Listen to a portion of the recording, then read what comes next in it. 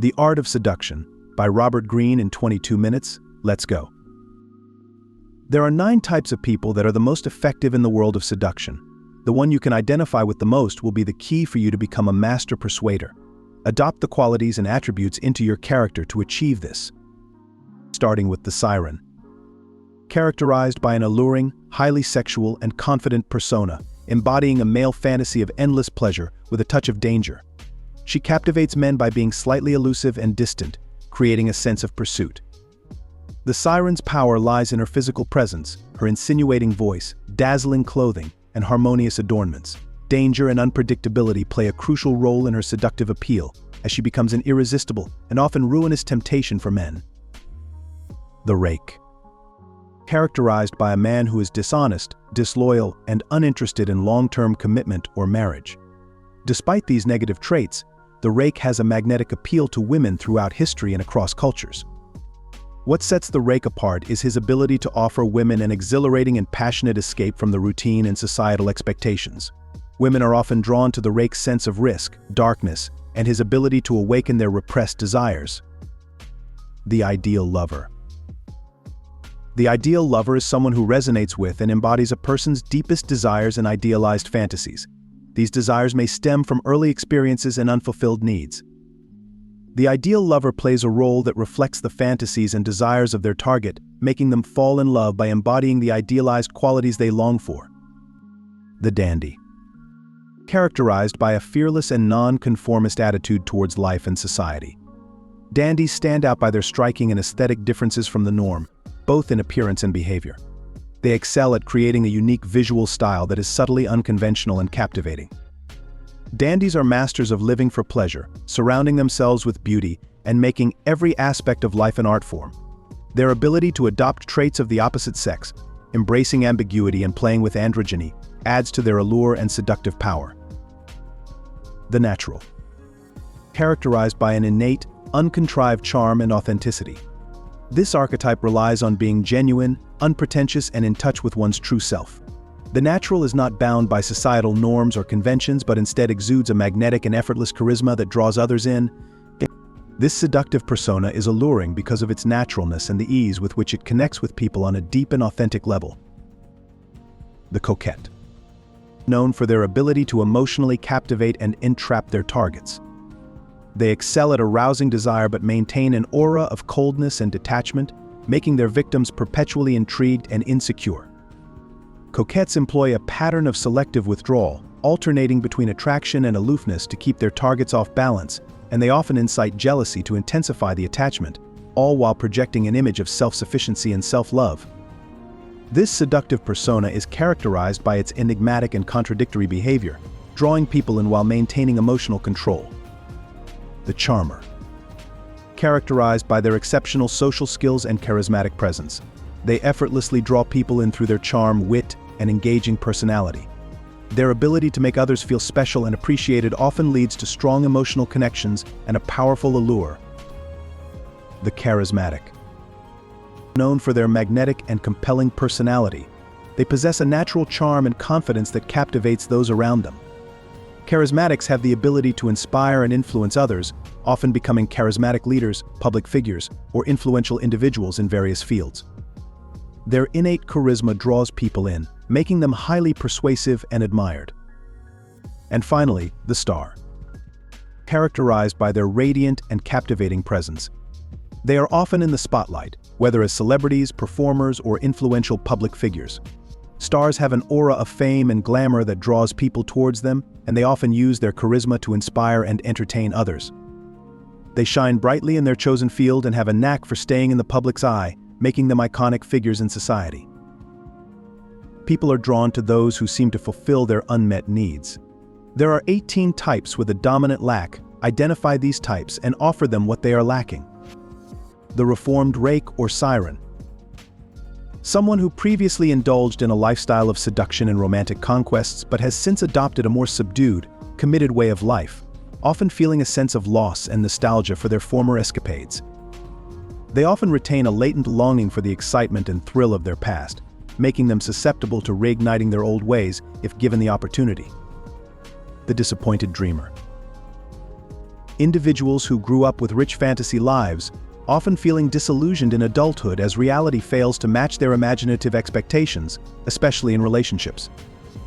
They make prime targets for seducers, as their pent-up passion and desire for romance can be ignited by anyone who offers them a taste of their dreamlike aspirations.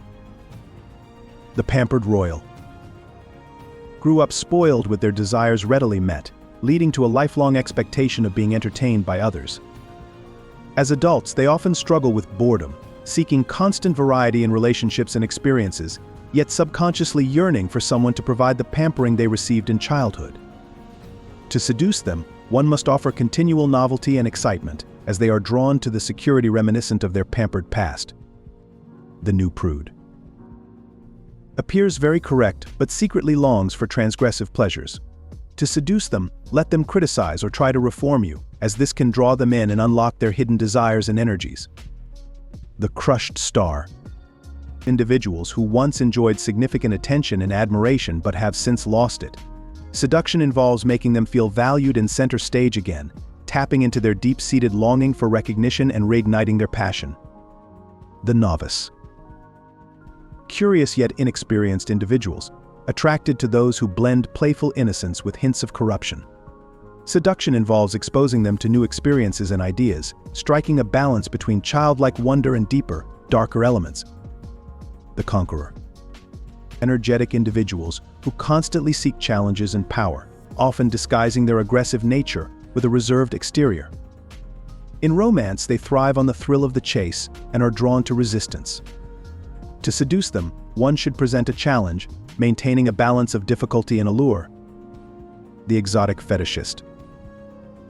Driven by a deep interest in all things foreign, often due to self-loathing and a dissatisfaction with their own background, they are attracted to those who seem exotic or different. To seduce them, one should emphasize their own unique qualities. However, sustaining their interest is challenging, as their fascination is more about escapism than genuine connection. The drama queen. Craving constant excitement and turmoil to escape boredom. To seduce them, offer mental stimulation and challenges instead of stability. They enjoy playing the victim and need ongoing drama to stay interested. While thrilling short-term, long-term involvement can be exhausting due to their constant need for drama. The professor. Trapped in overthinking and criticism, yearning for pure physicality but unable to escape their mental prisons. To seduce them, make them feel physically superior and offer an escape from their constant analysis. The beauty. The beauty's power comes from being admired, but it can lead to loneliness and insecurity. To seduce her, validate her intelligence and character alongside her appearance. Intellectual stimulation can be effective, and encouraging her to be more active can enhance the seduction, though it requires constant attention due to her insecurities. The aging baby. Aging babies resist adulthood and seek playfulness. To seduce them, be the responsible, adult figure they secretly desire. Appreciate their youthful spirit, engage with it, and avoid criticism to form a strong attachment. They make better short-term amusements or outlets for your parental instincts due to their narcissistic tendencies. The rescuer. Drawn to people with problems, seeking to help and gain power and control in the process. To seduce them, play on their empathetic nature, emphasize your vulnerabilities, and possibly invite moral rescue by portraying yourself as bad and in need of guidance. The roux. Hedonistic individuals who may appear cynical. To seduce them, appear young and innocent, resist their advances, and control the dynamic. This can make them fall deeply in love due to their suppressed romantic tendencies. However, be cautious, as they can be unpredictable. The idol worshiper. Feels a significant inner emptiness and seeks external objects or causes to worship and fill that void. To seduce them, become the object of their worship by sharing their interests and mirroring the qualities they aspire to have. The sensualist. Known for their heightened sensitivity to the senses. To seduce them, appeal to their senses by creating beautiful experiences, paying attention to detail, and using physical attraction. They are relatively easy to seduce, as long as you provide what they desire in sensory experiences. The lonely leader. Powerful individuals who often feel isolated due to people seeking their favor. To seduce them, treat them as equals, be honest, and infuse some emotional intensity by being both straightforward and compassionate. The floating gender. rejecting traditional gender roles and seeking to express both masculine and feminine aspects of their personality. To seduce them, be understanding and create a safe space for self-expression. After identifying your seductive type and the type of your victim, the seductive approach starts. This approach consists of 4 different phases. Phase 1. Separation, stirring interest and desire. Firstly, choose the right victim. Seducers select their targets carefully, looking for vulnerability while avoiding those resistant to their charms. Recognizing potential victims depends on their unconscious responses, such as blushing or mirroring gestures. Successful seduction means identifying individuals who believe you possess what they desire, tailoring your approach to their needs and vulnerabilities, creating excitement and adventure. Secondly, create a false sense of security. Approach indirectly. Successful seduction requires the art of indirection, making your targets believe they are in control and not acting under your influence. Begin by making your targets come to you, giving them space to approach and initiating contact indirectly. Create a neutral, non-threatening demeanor, disguising your intentions and allowing the other person to guess your feelings. Approach people from the side, mute your colors, and blend in, avoiding any appearance of overt ambition or manipulation. This art of indirection is not only applicable in seduction but can be effective in various aspects of life, from personal relationships to politics. Thirdly, send mixed signals. To capture and maintain someone's attention in seduction, you need to create an air of mystery and depth during your first encounter by sending mixed signals and hinting at qualities that go against your outward appearance. This ambiguity sparks their imagination and curiosity, making them think there's more to you than meets the eye. These principles extend beyond sexual seduction and can be applied to captivate a broader audience by displaying contradictory yet intriguing qualities. Fourthly, appear to be an object of desire. Create triangles. Desirability hinges on the perception of others wanting you. To make someone desire you, create an aura of being highly sought after by surrounding yourself with admirers and fostering competition for your attention. Your reputation as a seducer can also enhance your desirability. Utilizing contrasts like rescuing your target from boredom can make you more appealing. Lastly, maintaining an air of unattainability and rarity increases your value. Fifthly, create a need, stir anxiety and discontent. Seduction relies on making individuals feel a sense of lack or discontent in their lives. By tapping into their doubts, anxieties, and unmet needs, you can create a wound or insecurity that can be relieved through a connection with you. These principles apply not only to personal seduction but also to influencing groups or nations by exploiting their collective insecurities and sense of identity. Sixthly, master the art of insinuation. Insinuation and suggestion are potent tactics in persuasion and seduction. They entail subtly dropping hints and emotional cues during casual conversations, targeting the individual's vulnerabilities and insecurities. By making these hints appear as if they arise from the person's own thoughts and desires, you can effectively overcome their resistance and lead them toward your desired outcome. The key to mastering insinuation lies in being vague, employing slips of the tongue, and using suggestive gestures or looks, all of which create an air of mystery and attraction, stimulating the imagination and desire of your target. Seventhly, enter their spirit. To overcome people's stubbornness and make them more receptive to your ideas, adopt the art of mirroring and entering their spirit. Recognize that everyone has a degree of narcissism, and by aligning with their moods, tastes, and interests, you lower their defenses and draw them closer to you. The key is to reflect their ideals and desires, allowing them to feel a deep connection with you, which opens the door to influence and seduction. Eighthly, create temptation. To seduce effectively, one must recognize that people often struggle to maintain security and balance in their lives, grappling with temptation and desires beneath the surface. By offering a potent temptation tailored to exploit this weakness, the seducer can make the hope of pleasure overshadow doubts and anxieties, drawing the target into their seductive web. Timing and creating opportunities, as well as playing on taboos or restrictions, further enhance the power of temptation in seduction. Phase 2. Lead astray, creating pleasure and confusion. Firstly, keep them in suspense. What comes next? Surprise is a powerful tool in seduction, temporarily suspending people's willpower and defenses. Just as children eagerly anticipate surprises, adults enjoy being led by someone who brings novelty and excitement into their lives. This anticipation keeps them engaged and willing to follow. In seduction, it's crucial to maintain an air of mystery and unpredictability, as people are fascinated by what lies in the future. By surprising your target and leaving them guessing about your intentions, you can retain control and keep them within your seductive influence. Secondly, use the demonic power of words to sow confusion. Words are seen as tools to confuse, delight, and intoxicate, rather than just convey thoughts and feelings. To be successful, you must master flattery, aiming it precisely at a person's insecurities to inflate their ego and lower resistance. Additionally, promising a rosy and vague future, using humor and a light touch, and appealing to emotions can all make your language more seductive. The ultimate goal is to create a kind of hypnosis through repetition, affirmation, and bold, affirmative language, drawing people into a world of illusion where it becomes easier to lead them astray and seduce them. Thirdly, pay attention to detail. Seduction involves appealing to your target's senses and emotions by creating a world of enchanting details and thoughtfulness. Paying attention to detail in your appearance, gifts, and gestures is crucial, as it shows your consideration and individualizes your attention.